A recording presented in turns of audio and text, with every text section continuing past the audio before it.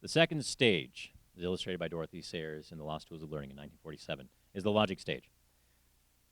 Somebody from England would call this the PERT stage, or this is what she called it, the PERT stage. In America, we're a little bit more direct, and we call this the sassy stage, or don't you sass me is often a phrase that we hear a lot. Oftentimes, we think that our children are just trying to get on our nerves. They want to just push all our buttons and make us go crazy. Generally, Dorothy Sayers and Barry Booth CCS and lots of modern classical educators in America today view this as being somewhere between the 7th and the 9th grade level. The PERT stage needs to be viewed not as a stage when your child wants to drive you crazy, but as a stage when your child has learned information and is seeking to understand it. I've used the illustration in my classroom of a child who raised his hand, wanted to know why he had to raise his hand. I explained to him why, and he was satisfied. I'm not saying that you can never say, because I said so, because sometimes simply that's all that's understood and all that's necessary. And yet, if you can give more information, if you can tell a child why and help them understand things, then you're helping a child develop from a knowledgeable person to an understanding person, bring him along the next step in Proverbs and along the next stage of a child's development, of any learner's development. Once they understand, for example, what a car is and what an engine is, they need to understand why the engine works. Why does the internal combustion engine make the car go?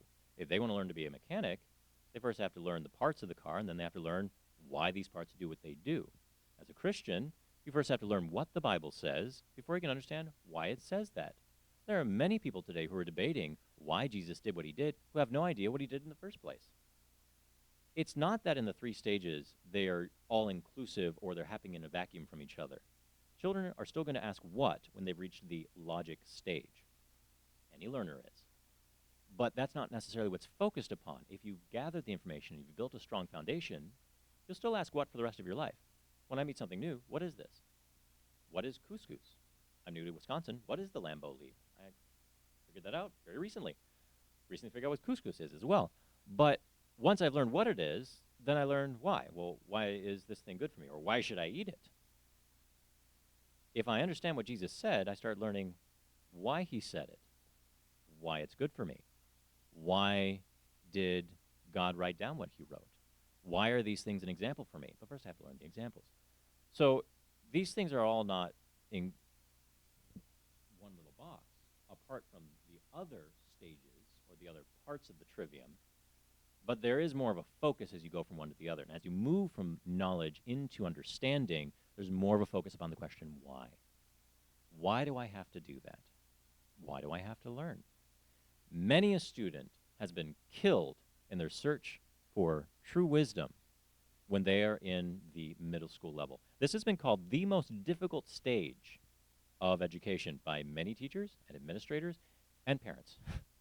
Parents who have preteens and young teenagers often find these children to be unmanageable. Partly it could be because they have so much more of a thirst for asking the question why than we do. So why not use that child's thirst for understanding to rekindle the fire for understanding in ourselves? Be excited, just like you were with your child who's learning something new. Why do we find it so easy to take a young child and teach them what? Something that we already know what it is. This is dirt. This is a light. I have no end of pleasure with my 3-year-old son every time he asks me the same question of, what is this thing, Daddy? Every day. It's the same thing over and over again. Is this a spoon? And I say, yes, it is. Why is that so much more fun than when he becomes 12 for him to say, well, Dad, why do I have to eat with my utensils? Why can't I just eat with my hands? You eat with your spoon and you like it. Why did I suddenly stop becoming excited about my child's development, about my child's education, about how my child is learning?